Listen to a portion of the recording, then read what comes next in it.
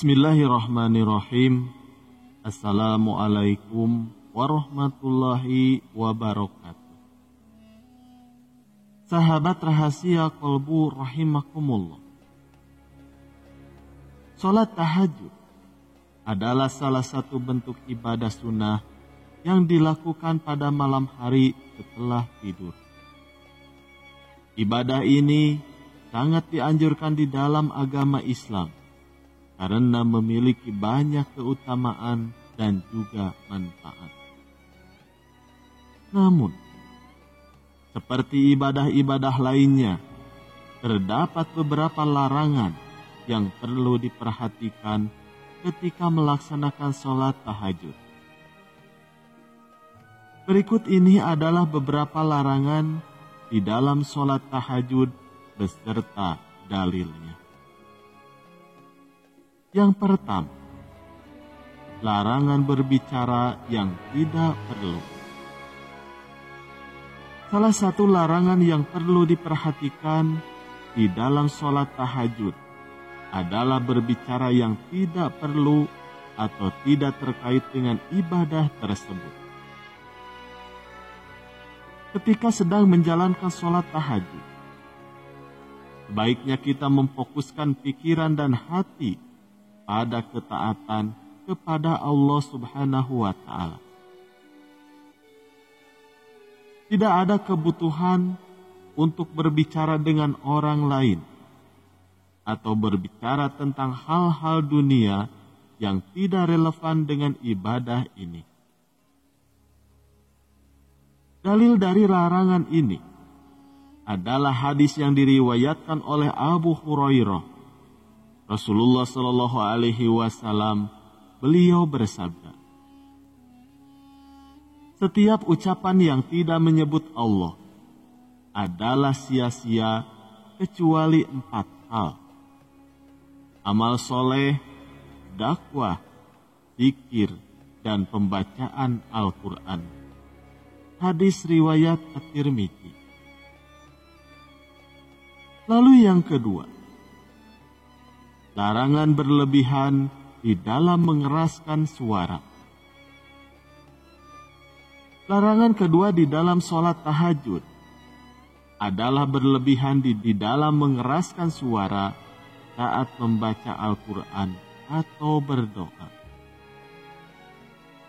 Meskipun dianjurkan untuk membaca Al-Quran dengan bacaan yang baik dan juga jelas, tetapi tidak disarankan untuk mengeraskan suara berlebihan melebihi kebutuhan yang wajar. Salat tahajud adalah ibadah yang lebih bersifat pribadi dan juga tenang. Dalil untuk larangan ini dapat ditemukan di dalam sebuah hadis yang diriwayatkan oleh Abdullah bin Amir bin Al-As. Rasulullah Shallallahu Alaihi Wasallam beliau bersabda, sesungguhnya orang yang berlebihan di dalam suaranya ketika membaca Al-Quran adalah sama dengan orang yang mengejek Al-Quran. Hadis riwayat Abu Dawud. Sedangkan yang ketiga, larangan bermain-main dan mengabaikan khusyuk. Larangan ketiga di dalam sholat tahajud adalah bermain-main atau mengabaikan khusyuk di dalam ibadah tersebut. Khusyuk adalah keadaan hati yang hikmat dan juga penuh perenungan saat beribadah kepada Allah. Kita harus menghindari gangguan seperti bermain dengan barang atau perangkat elektronik yang dapat menghalangi konsentrasi dan kehikmatan di dalam sholat tahajud. Dalil yang mendukung larangan ini adalah firman Allah di dalam Al-Quran surat Al-Mu'minun ayat 2. Sesungguhnya beruntunglah orang-orang yang khusyuk di dalam sholatnya. Lalu yang keempat, larangan membaca ayat-ayat yang membuat tangisan. Larangan berikutnya di dalam sholat tahajud adalah membaca ayat-ayat yang membuat kita menangis secara berlebihan. Meskipun menangis di dalam ibadah adalah tanda keimanan dan pengharapan kepada Allah Subhanahu wa Ta'ala, tetapi melampiaskannya dengan berlebihan dapat mengganggu konsentrasi dan khusyuk di dalam sholat tahajud. Sebaiknya kita memilih ayat-ayat yang dapat membangkitkan iman dan khusyuk secara seimbang.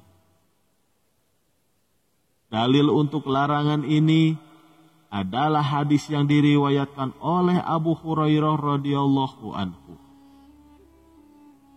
Rasulullah Shallallahu Alaihi Wasallam bersabda, "Bersungguh-sungguhlah kalian di dalam berdoa.